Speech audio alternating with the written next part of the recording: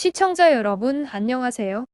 오늘 방송은 미국 역사상 처음이자 마지막으로 죽은 여인이 어머니의 꿈에 나타나 자기가 죽게 된 이유와 원인, 그리고 범인에 대하여 말해준 내용을 증거로 진행되는 엘바 조나 히스터라는 여인의 살인사건 재판의 스토리를 테마로 진행하려고 해요. 미국 웨스트버지니아주의 그린브리어 카운티에서 1897년 엘바 조나 히스터라는 여자가 사망했었는데 그녀는 1895년 사생아를 낳았고 죽기 1년 전 에라스무스 스트리블링 트라우트 슈라는 엄청 긴 이름을 가진 남자와 결혼하였고 이름이 워낙 특이하고 부르기 힘들어 마을 사람들은 그냥 에드워드라고 불렀다고 합니다. 엘바라는 여자는 외지에서 들어온 에드워드에게 홀랑 빠져버렸지만 그녀의 어머니 메리 제이는 딸이 데려온 그를 보자마자 마음에 들지 않는다고 선언하며 결혼하는 것을 반대했지만 그때나 지금이나 인간이란 자고로 반대하는 건 더하고 싶은 욕구가 생기는 것이 당연한 것인가. 엘바는 결혼해버렸고 결혼 후 나름 잘 살고 있는 듯 보이긴 했었죠. 결혼 후 3개월이 막 지나가고 있는 어느 날 남편 에드워드는 퇴근할 때 시장에서 사올 물건이 있는지 물어보고 오라고 동네 꼬맹이에게 잔돈푼을 주면서 심부름을 시키자 꼬맹이는 신이 나서 그녀의 집으로 뛰어갑니다. 그러나 아이가 그녀의 집에 도착했을 때 그의 눈에 들어온 것은 계단 옆에 쓰러져 있는 엘바였고 어린아이는 슈 부인이 바닥에서 잠을 자고 있다고 생각하며 가까이 다가가 그녀를 깨우려 했지만 전혀 움직이지 않는 것에 놀란 아이는 엄마에게 달려가 사실을 말하자 현장으로 함께 간 동네에 사는 그녀가 이미 사망한 것을 확인하게 됩니다.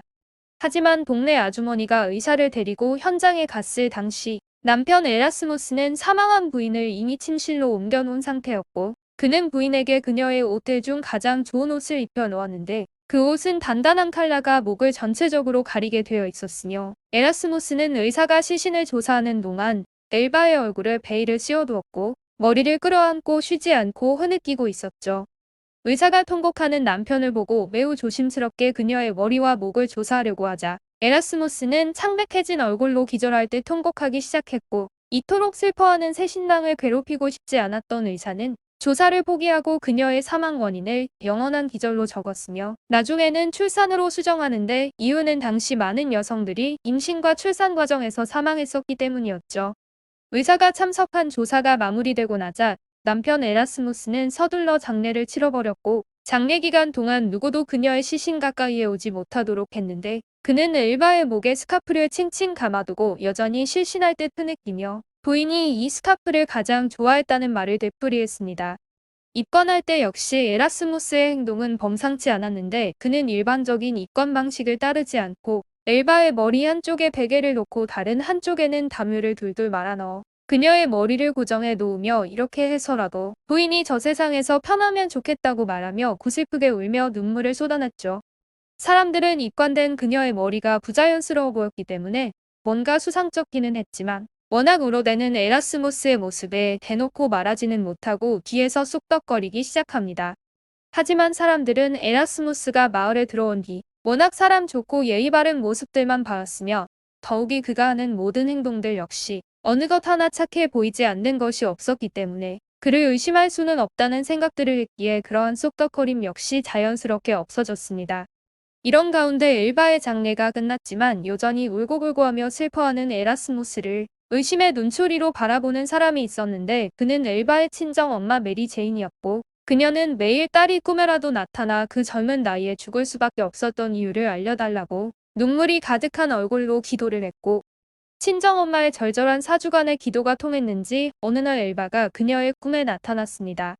꿈에 나타난 엘바는 엄마에게 남편 에라스무스는 결혼 초기부터 엄청 폭력적이었으며 자기가 죽은 날 저녁 식사에 고기 요리를 준비하지 않았다고 남편이 갑자기 극도로 분노하며 자기를 공격하기 시작했고 결국 자기 목이 부러져 죽게 되었다며 그걸 증명하기 위해 엘바의 유령은 얼굴을 360도 돌리며 당시의 모습을 보여주었죠.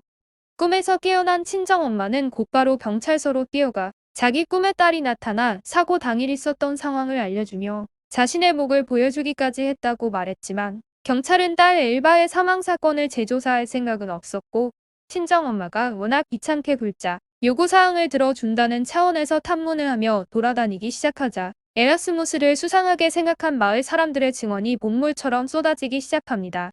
결국 경찰이 그녀가 사망한 지 한 달 만에 무덤을 파헤쳐 엘바의 사체 조사를 시작하자 에라스무스는 자기에게 왜 이런 대우를 하냐고 투덜댔지만 조사 결과는 목이 부러져 있었고 누군가에게 목이 졸려 기도가 막혀 질식사했음이 밝혀졌으며 그것은 그녀가 꿈에서 말했다는 것과 정확히 일치했기 때문에 그는 즉시 체포됩니다.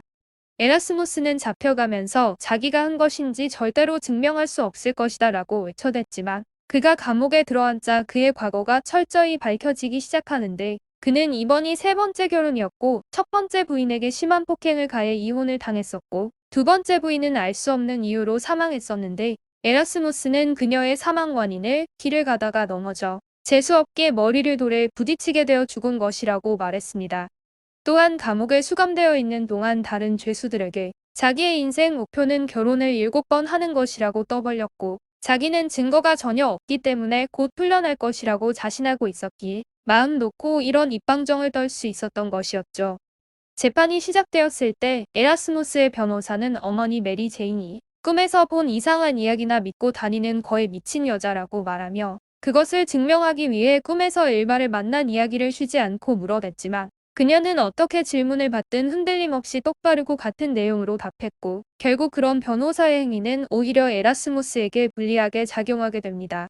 배심원들이 큰 결정권을 가지는 것이 미국 법정의 상황인데 많은 배심원들이 메리 제인이 꿈에서 본 엘바의 유령 스토리를 그대로 믿어버림으로써 결국 에라스무스는 무기징역을 선고받게 되었고 분노한 마을 주민들이 감옥으로 쳐들어오기까지 했지만 경찰이 막아서 주자 도망쳐 감옥에 들어가 살다가 3년 뒤 사망해버렸다고 하네요.